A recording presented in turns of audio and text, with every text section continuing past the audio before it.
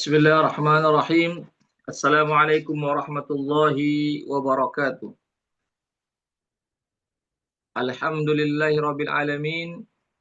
Wassalatu wassalamu ala rasulihil amin wa ala alihi wa sahbihi wa man tabi'ahum bi ihsanin ila yaumiddin. Amma ba'd. Ikhwatal Islam rahimakumullah. Para peserta kajian hadis yang dirahmati Allah. Pertama-tama kita senantiasa memuji Allah Subhanahu wa taala dan bersyukur kepadanya atas segala limpahan rahmat dan hidayahnya sehingga pada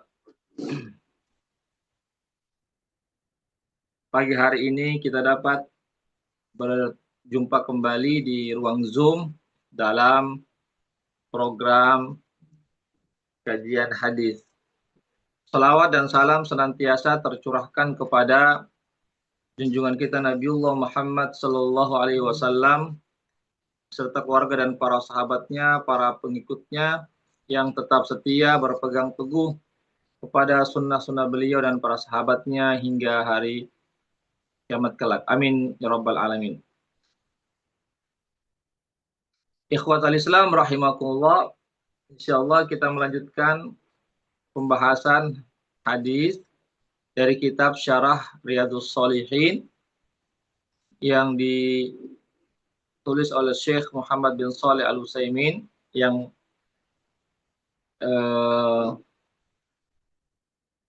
merupakan syarah dari kitab Riyadhus Shalihin yang ditulis oleh Al-Imam An-Nawawi rahimahullahu taala. Sekarang kita sampai pada hadis yang ke-44. Hadis yang ke-44. Ya. Masih tentang bab sabar ya. Masih tentang bab sabar. Wa an Anasin radhiyallahu anhu qala kana ibnun li Abi Talhata yashtaki. Ya. Fa kharaja Abu Talhata faqubida as-sabiyyu. Falamma raja'a Abu Talhah qala ma fa'ala ibni. Qalat Ummu Sulaim wa hiya Ummu as-sabi huwa askanu makana. Faqarrabtu ilaihi al-'asha fata'asha thumma asaba minha falamma faragha qalat warus sabiyya. Falamma asbaha Abu Talhah ata Rasulullah sallallahu alaihi wasallam fa akhbarahu faqala a'arastumul lailah. Qala na'am. Qala Allahumma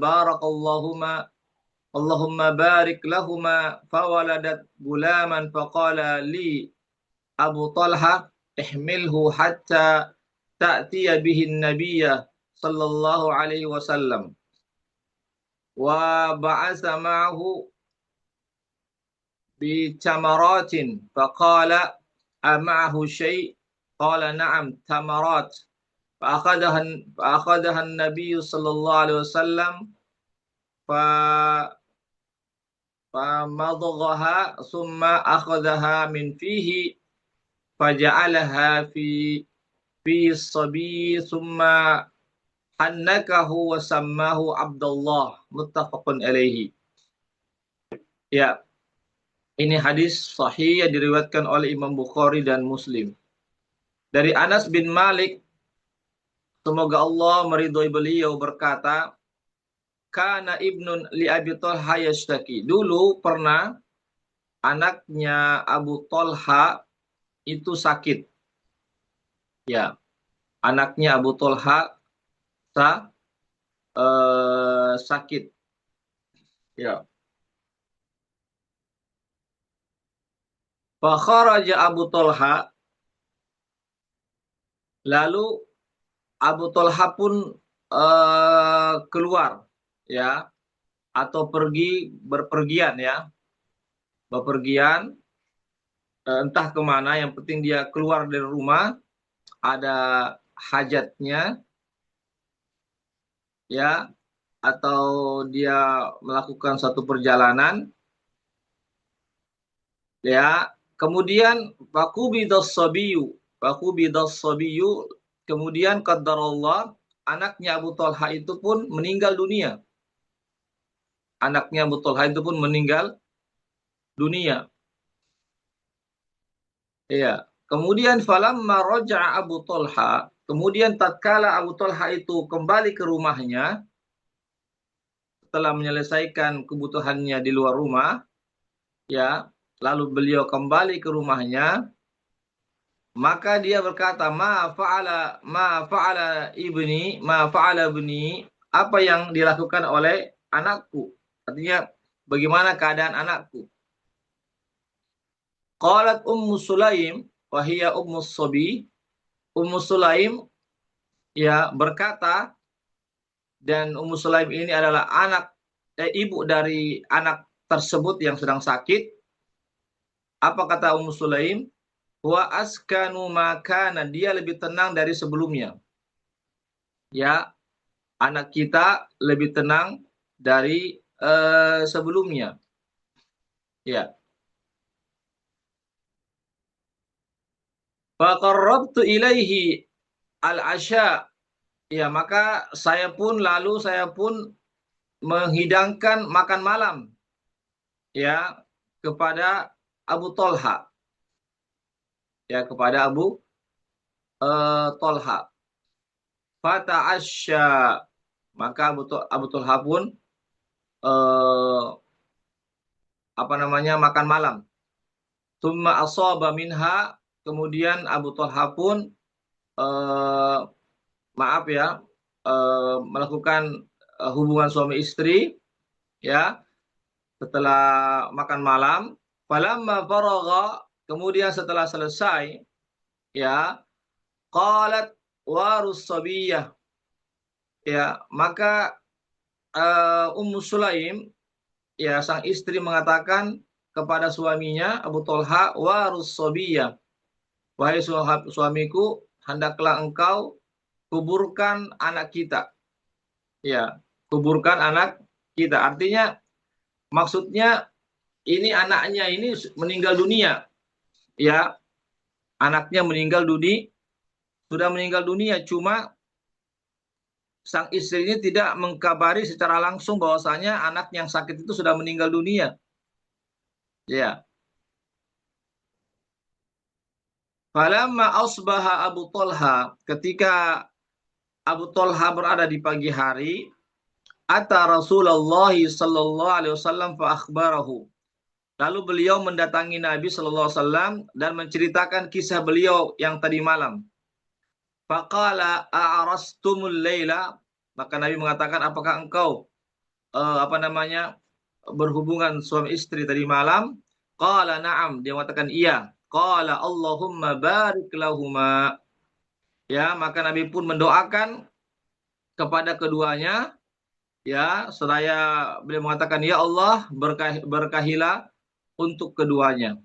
Ya, artinya Nabi tentu juga kasihan mendengarkan cerita Abu Talha yang mana anaknya meninggal dunia, namun Nabi mendoakan semoga hubungannya tadi malam dengan istrinya itu mendapatkan keberkahan dari Allah.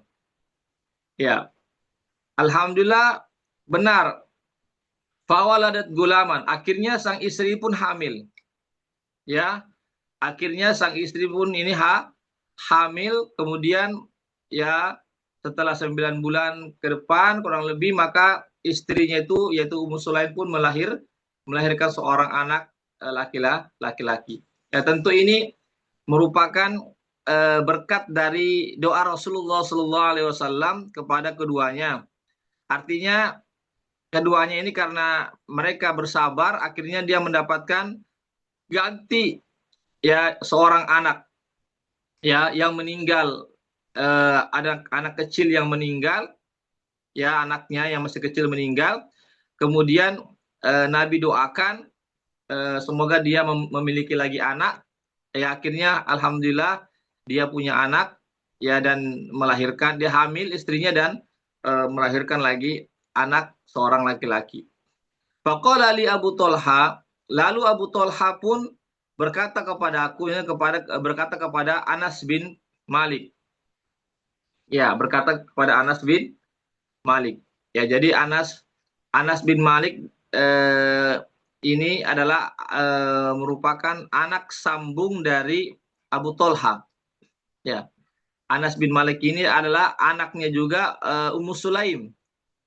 Ya, tetapi dengan apa namanya? Dengan Abu Thalha dia sebagai anak sambung. Abu Thalha adalah bapak sambungnya, bukan bapak kandungnya. Ya, karena ya Anas bin Malik ini bapaknya sudah meninggal dunia, ya, artinya sudah tidak lagi bersama Ummu Sulaim. Lalu Ummu Sulaim menikah lagi dengan Abu Thalha. Ya, jadi hubungan antara Anas bin Malik ini yang meriwayatkan ini hadis dengan Abu Thalha sebagai Anas sebagai anak sambung dari Abu Thalha. Abu Thalha terhadap Anas dia sebagai bapak sambung. Ya, jadi maka Abu Thalha berkata kepada Anas bin Malik, kepada anak sambungnya, ihmilhu hatta ta'tiya bihin nabiyya sallallahu alaihi wasallam. Bawalah, ya, adikmu ini, artinya saudara seibu, ya. Ya, bawalah saudara seibumu ini ke Nabi. Ya, bawakan ke Nabi. Bawakan ke Nabi. Ya. Lalu Abu Thalha pun menitipkan kepada Anas bin Malik itu beberapa kurma untuk dibawa kepada Rasulullah Shallallahu Alaihi Wasallam. Qala, maka Nabi mengatakan, amahu syai, apakah ada sesuatu bersama anak ini? Ya, maka apa kata Anas bin Malik? Naam, tamarat. Ya, ya Rasulullah, ada beberapa buah kurma yang saya bawa, ya, untuk anak ini. Fa'akhadhaha Nabi sallallahu alaihi wasallam famadaghaha, maka Nabi pun mengambil buah kurma itu lalu beliau mengunyahnya, mengunyah, masukkan ke dalam mulutnya lalu dikunyah itu buah kurmanya itu. Summa akhadhaha min fihi, kemudian beliau mengambil buah kurma yang sudah dikunyah itu dari mulut beliau, ya, lalu beliau memasukkan ke dalam buah kurma itu yang beliau sudah kunyah, diambil dari mulutnya lalu beliau masukkan ke dalam mulut anak bayi tersebut. Summa hannakahu, lalu beliau tempelkan di di atas langit-langitnya. Ya, namanya tahnik. Ya, tahnik itu artinya kurma yang sudah dipunyai oleh seseorang lalu ditempelkan di atas langit-langit sang bayi itu. Wasammahu Abdullah, ya, dan beliau pun Nabi kita Muhammad sallallahu alaihi wasallam memberikan nama bagi bayi tersebut bernama Abdullah. Ya, ini hadis sahih yang diriwayatkan oleh Imam Bukhari dan Muslim. Ya, sedikit lagi ada riwayat yang lain, ya, dari jalur yang lain ini hadis, ya, riwayat Imam Bukhari, berkata Ibnu Uyainah, salah seorang ulama besar, mengatakan faqala rajulun minal ansar, ya, Ibnu Uyainah berkata bahwasanya ada seseorang dari kaum Ansar berkata, fara'aitu tis'ata auladin kullahum qad qara'ul Qur'ana. Ya. Ya, yakni min auladi Abdillah al-Maulud. Ya, saya telah melihat, jadi seorang Ansor ini telah melihat 9, ya, anak, ya, dari Abdullah, ya, mereka ini semuanya adalah telah membaca Al-Qur'an, ya, ya, atau mereka ini adalah orang-orang yang ahli di bidang Al-Qur'an. Ya. Allah a'lam bishawab. Artinya anak yang didoakan oleh Nabi, yang ditahnik oleh Nabi, yang diberikan nama oleh Nabi bernama Abdullah, ya akhirnya menjadi orang yang diberkahi maksudnya dia pun kemudian ketika dia dewasa, akhirnya dia menikah, kemudian dia mempunyai anak sebanyak 9 orang anaknya itu. Ini semuanya karena apa? Karena berkat doa Rasulullah Shallallahu Alaihi Wasallam. Ya, berkat doa Rasulullah Shallallahu Alaihi Wasallam kepada Abu Tolha, ya, kepada istrinya Ummu Sulaim, semoga dia diberikan lagi anak oleh Allah Subhanahu wa taala, dan benar akhirnya keduanya pun diberikan lagi anak, ya, sehingga istrinya hamil, lalu lahirlah seorang anak laki-laki yang Nabi beri nama langsung bernama Abdullah. Kemudian Abdullah ini pun tumbuh dewasa, lalu dia juga menikah. Akhirnya Abdullah ini pun memiliki 9 anak. Ya, ini tentu merupakan keberkahan yang Allah berikan kepada Abdullah, ya, anak daripada Ummu Sulaim dan anak daripada Abu Tolha dan saudara seibu dari Anas bin Malik, karena berkat doa Rasulullah Shallallahu Alaihi Wasallam. Baik, jadi yang kita bisa petik pelajaran daripada hadis ini, ya, sebagaimana disebutkan dalam kitab ini, bahwasanya yang pertama, bahwasanya keduanya ini adalah Ummu Sulaim dan sang istri, ya, dan Abu Tolha, kedua-duanya adalah orang-orang yang bersabar. Ya, di sini ini poinnya, ya, inti permasalahannya kesabaran.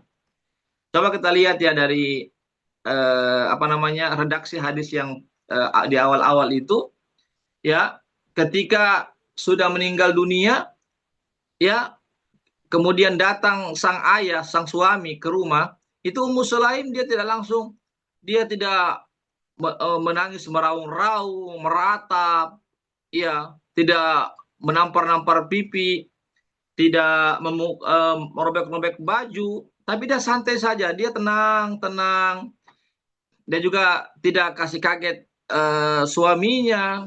Ya, justru dia menjawab dengan jawaban yang mana suaminya bertanya, bagaimana anak kita, ya, bagaimana anak kita, ya, yang sakit, ya,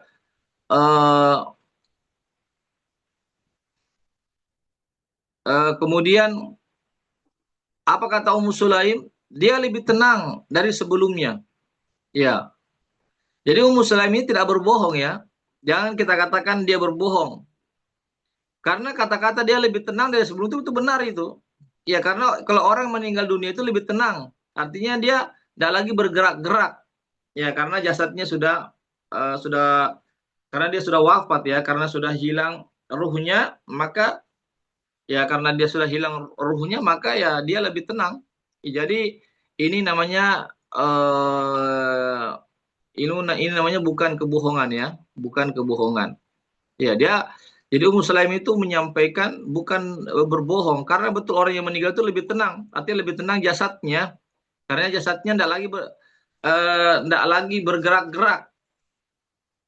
Ya, yang kedua juga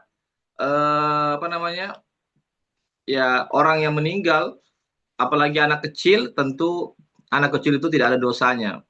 Ya, tidak ada dosanya, berbeda dengan orang dewasa yang sudah meninggal dunia, ya, tentu orang dewasa pasti ada dosanya. Apakah dosanya itu diampunkan atau tidak, ya, hanya Allah yang lebih tahu. Ya, jadi itu, ya.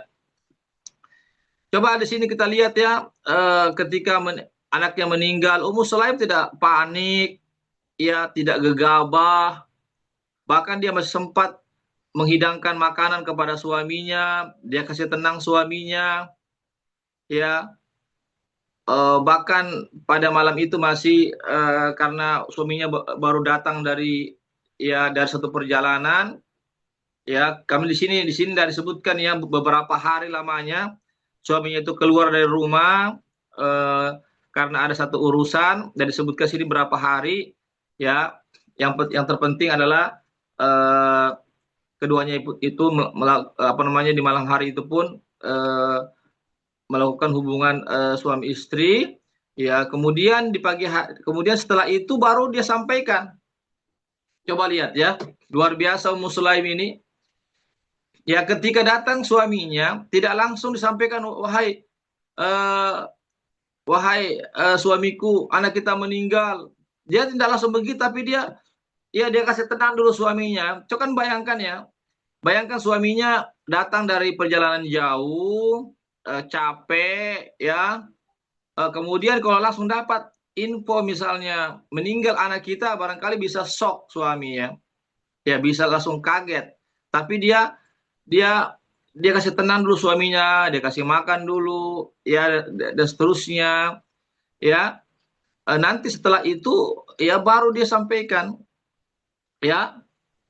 Dan Abu Talha pun ya karena dia artinya juga adalah seorang sahabat Nabi, ya dia juga paham juga agama, ya maka dia ketika itu dia bersabar juga menerima berita kematian yang disampaikan oleh istrinya itu.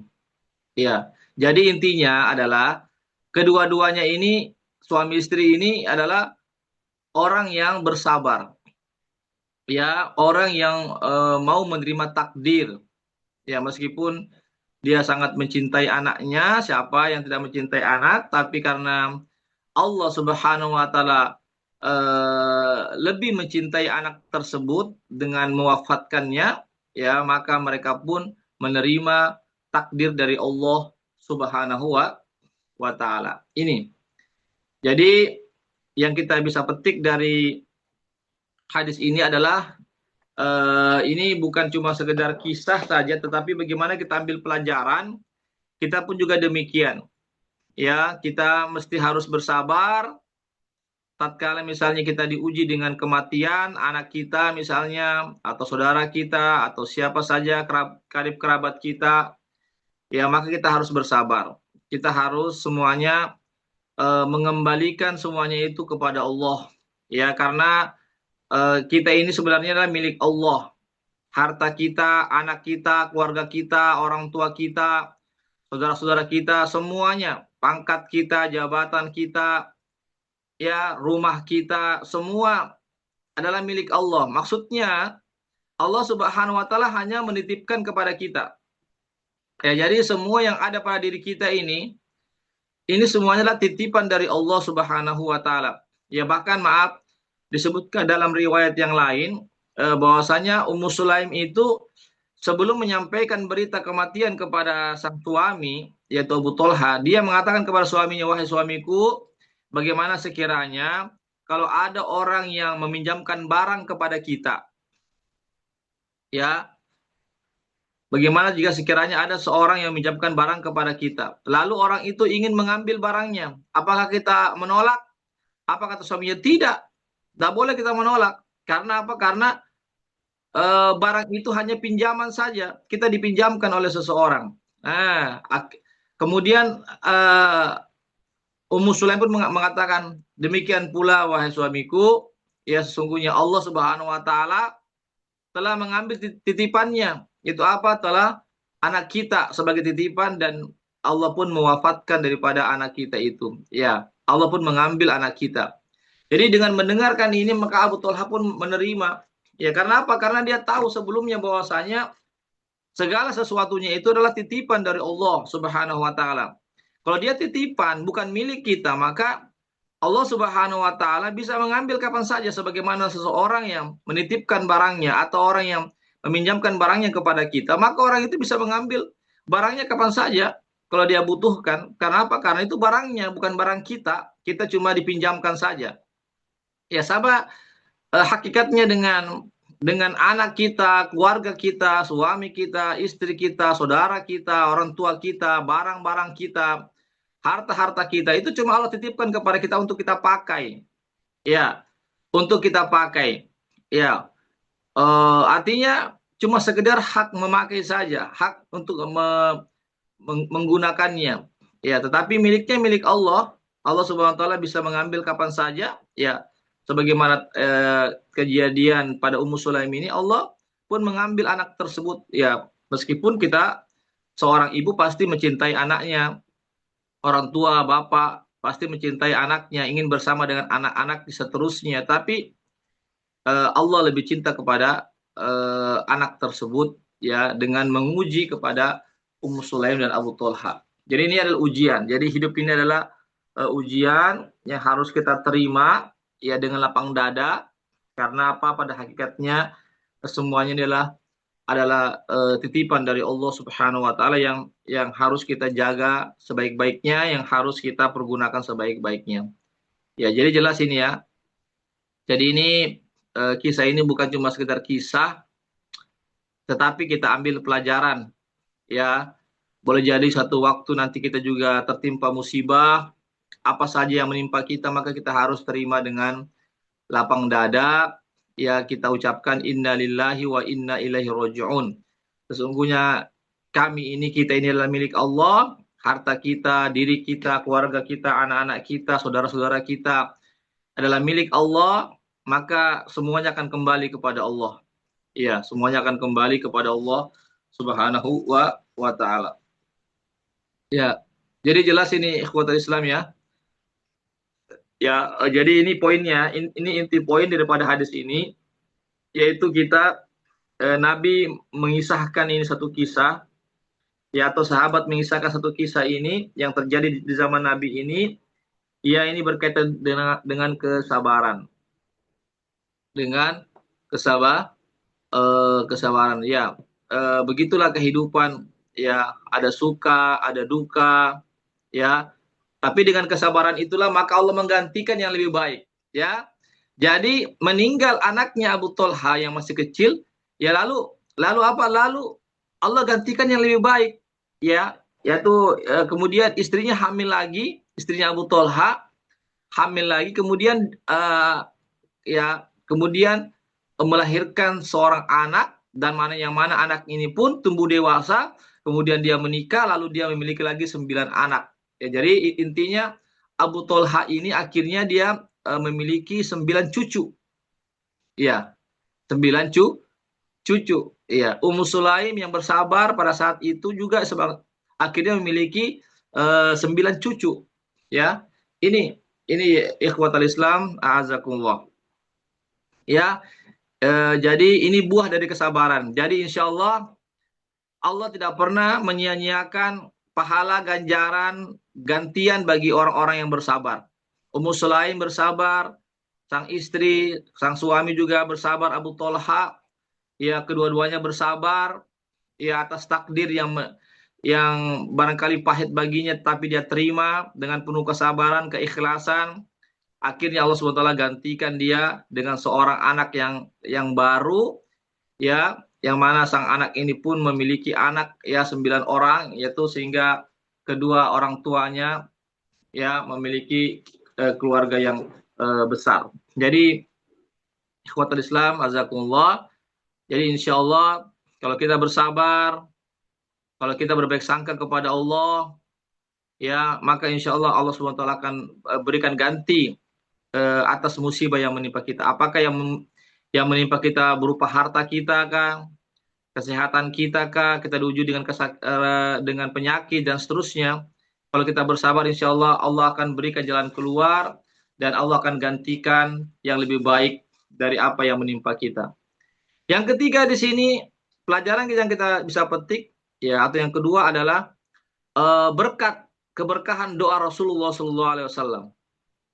Ya, kita tahu bersama bahwasanya doanya para nabi itu makbul ya. Doanya para nabi termasuk Rasulullah SAW itu sangat diistijabah oleh Allah Subhanahu wa taala. Yang mana beliau mendoakan keduanya itu agar memiliki lagi anak. Ya, akhirnya betul akhirnya Ummu Sulaim pun hamil ya, lalu dia melahirkan anak dengan selama sampai tumbuh dewasa sang anak itu, lalu bahkan anak itu pun dia memiliki lagi anak 9 orang ya. Jadi ini ikhwat Islam azakumullah ya. Jadi sekali lagi di sini pertama adalah keberkahan doa Rasulullah Shallallahu Alaihi Wasallam. Iya. Oleh karena itu, ikhwatul Islam, azakullah, ya, eh, kita pun demikian adanya, yaitu janganlah kita lupa untuk berdoa. Ya, meskipun Nabi sudah tidak ada bersama kita, 14 abad yang lalu beliau sudah meninggal dunia, tetapi tatkala kita tertimpa musibah, ya, janganlah kita lupa berdoa kepada Allah Subhanahu wa taala. Ada doa yang Nabi ajarkan kepada kita, ya, ketika tertimpa musibah, doanya adalah bunyinya begini, ya. Kita ucapkan dulu inna lillahi wa inna ilaihi raji'un. Ya, Allahumma ajurni fi musibati wa akhlif li khairan minha.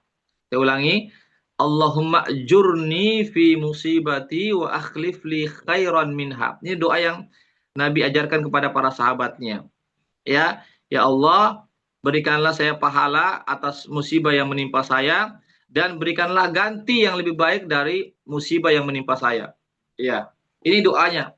Ya, jadi kalau kita tertimpa musibah, musibah apa saja, ya, musibah apa saja yang menimpa kita, ya, maka hendaklah kita mendoakan ini, ya, khususnya kalau kematian misalnya, ya, termasuk juga kalau harta kita yang hilang misalnya atau apa saja, ya, kita katakan inna lillahi wa inna ilaihi raji'un. Sesungguhnya artinya, ya, sesungguhnya kita ini adalah milik Allah, diri kita adalah milik Allah, segala-gala milik Allah, wa inna ilaihi raji'un. Sesungguhnya kita ini akan kembali kepada Allah Subhanahu wa taala. Kemudian kita lanjutkan dengan doa, Allahumma ajurni fi musibati, ya Allah, berikanlah pahala atas musibah yang menimpa saya.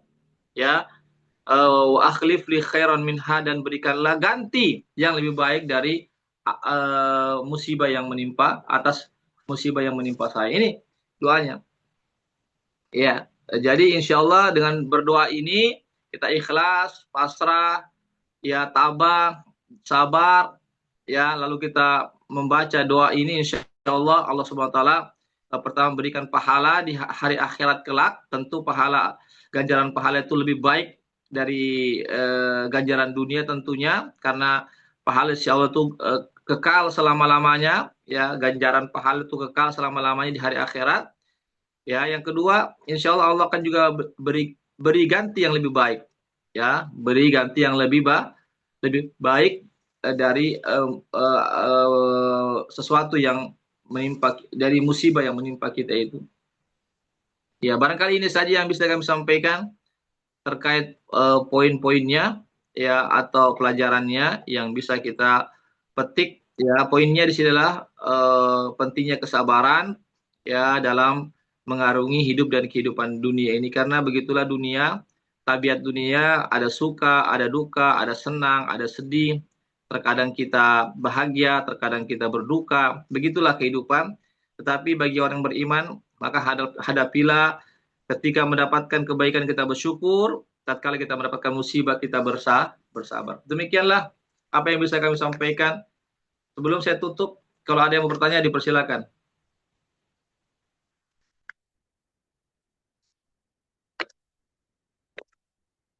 Ada yang bertanya berkaitan tentang hadis ini, tentang kesabaran tentunya? Ya, kalau tidak ada, kita cukupkan sampai di sini saja. Mudah-mudahan ada manfaatnya bagi kita semuanya. Ya, kami ucapkan jazakumullah khairan katsira kepada para peserta yang sudah hadir pada sesi kajian hadis pagi hari ini. Kami mohon maaf atas segala kekurangan dan kekhilafan. Tentu yang benar hanya datangnya dari Allah saja, yang khilaf, yang salah dari kami. Kami ucapkan jazakumullah khairan katsira pada para peserta yang sudah hadir dalam kajian online di pagi hari ini. Dan kami juga mengucapkan jazakumullah khairan katsira pada donatur yang sudah berpartisipasi sehingga terlaksananya kegiatan kali ini. Semoga Allah memberikan pahala yang berlimpah bagi yang berkontribusi dalam kegiatan kali ini. Demikianlah apa yang bisa kami sampaikan. Mohon maaf sekali lagi. Kami akhiri dengan baca doa penutup majelis. Subhanakallahumma wa bihamdik, Asyhadu an la ilaha illa anta astaghfiruka wa atubu ilaik. Assalamualaikum warahmatullahi wabarakatuh.